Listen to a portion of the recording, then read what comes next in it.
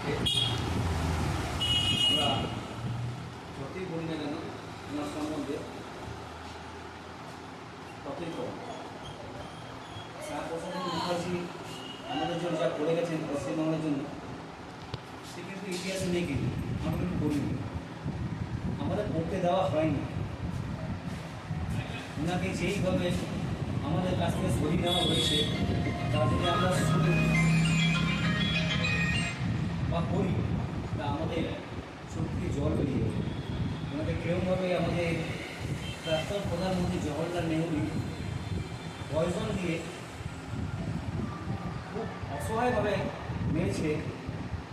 আমাদের কাছে যদি এই ইতিহাস যদি পড়া হয় না, আমাদের এখানে যারা বর্তমানে যারা আমাদের ইয়ং ছেলেরা, যারা আমাদের জেনারেশন, ভাববে যে আমাদের ইতিহাসে আমরা কী পড়ছি, আমাদের ইতিহাসে কী পড়ানো হচ্ছে।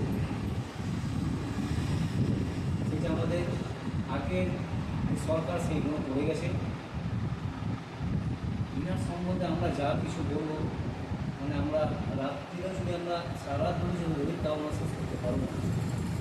আজ তিনি আছেন বলে আমরা পশ্চিমবঙ্গে আছি, নাহলে কিন্তু এই পশ্চিমবাংলা পাকিস্তানে পরিণত হয়ে যেত, পাকিস্তানে চলে যেত বা বাংলাদেশে চলে যেত। একমাত্র ইনার জন্যই আজকে আমরা এখানে হিন্দুর মতো মাথা, হিন্দু বলে আমরা যে বলছি আমরা হিন্দু, সে ঘরের জায়গা পাচ্ছি আর মাথা করে দাঁড়াতে পারছি, একমাত্র আমাদের এই মনীষীর জন্য।